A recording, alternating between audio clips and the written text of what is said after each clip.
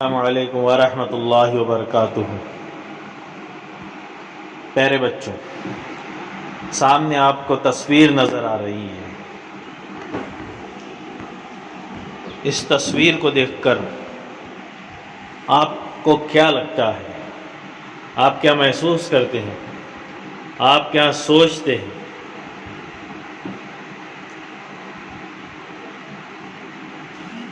بچے بھوکے پیاسے ہیں اور کوئی انہیں کھلانے والا نہیں ہے، وہ اپنے ہاتھ سے کھا رہے ہیں۔ بچے میلے کچیلے کپڑوں میں ہیں، انہیں کوئی نہلانے والا، نیا کپڑا پہنانے والا نہیں ہے۔ ان کی زندگی پریشانی کی حالت میں گزر رہی ہے۔ یہ دو بھائی ہیں، چھوٹے بھائی کو کھلانے والا کوئی نہیں ہے، سلانے والا کوئی نہیں ہے۔ بچے رو رہے ہیں، کچھ انہیں روپیہ پیسہ دینے والا کوئی نہیں ہے، ان کی خواہشات پوری کرنے والا کوئی نہیں ہے۔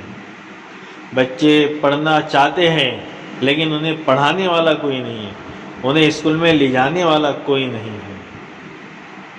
اب اس کے برعکس ہم دوسری تصویریں دیکھیں گے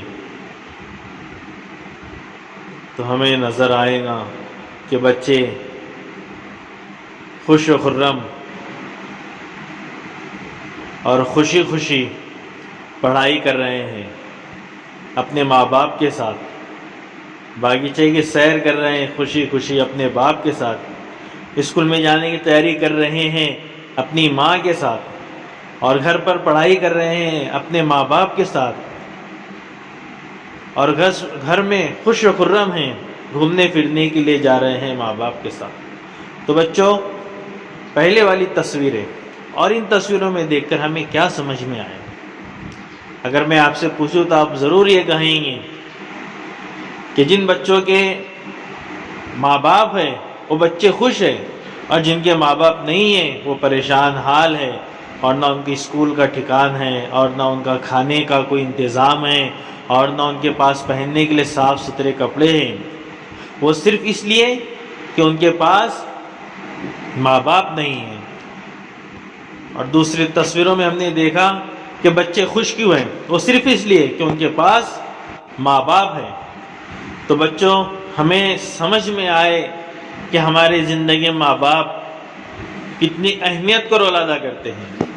ہماری ترقی ہمارے ماں باپ کی خوشی میں چھپی ہے، اور ہماری ناکامی ماں باپ کی ناکامی ہے۔ اسی لیے کہا گیا ہے کہ کامیابی چاہتے ہو تو ماں باپ کو خوش کرو،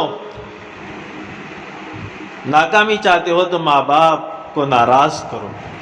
آج اسی عنوان پر میں زبیر عبدالرزاق شاہ، معاون مدرس، ضلع پریشد اردو اسکول روانجہ، تعلقہ ایرنڈول، آپ کے سامنے ماں باپ یہ نظم پیش کروں گا۔